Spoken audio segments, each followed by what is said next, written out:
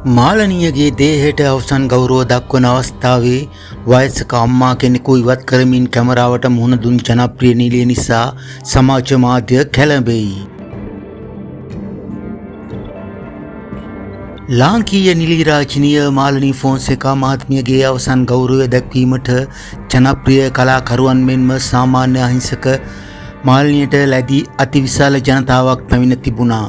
එම අවස්ථාවේ මාලනී ෆොන්සේකාගේ දේහයට අවසන් ගෞරවය දැක්වීමට පැමිණි එක්තරා මහලු මවක් ඇයට අවසන් ගෞරවය ලබා දීමට දේහ අසලට පැමිණ තිබුණා.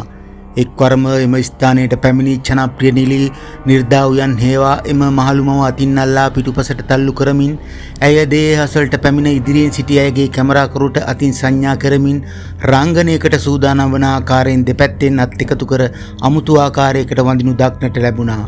ඉන්පසු නැවත දේහය අසල කොණ්ඩේ සකස් කරමින් කැමරාවට මුහුණ දුන්නේ නාට්‍යයක රංගනයක් ආකාරයෙන්. මේ වන විට මෙම සිදුවීම සමාජ මාධ්‍ය කළමන පුවතක් වී තිබෙනවා. ඒ පිළිබඳව මාලනිය ගියේ රසිකයින් දොස් නගන්නේ මේ ආකාරයෙන්. එයාව වීඩියෝ කරන්න කියලා කලින්ම කාට හරි කියලා. පව් ඒක කරපු කෙනා මේක ප්‍රසිද්ධියට පත් කරලා. වඳින්න පුරුදු වෙලා ඇවිත් කළා වගේ. අහෝ මාලනියේ මෙවන් මිනිසුන්ගෙන් වෙන් වෙලා යන එක සැනසීමක් ඔබට. ඔබලාගේ යුගයෙන් පසු සිත් සුවපත් කරන්න රඟපාන මිනිසුන් මුණ නොගැහැනු ඇත. සුබ ගමන් නිර්වාණය දුර නොවේවා යනුවෙන් බොහෝ දෙනා දෝෂාරෝපණය කරමින් සිටිනවා.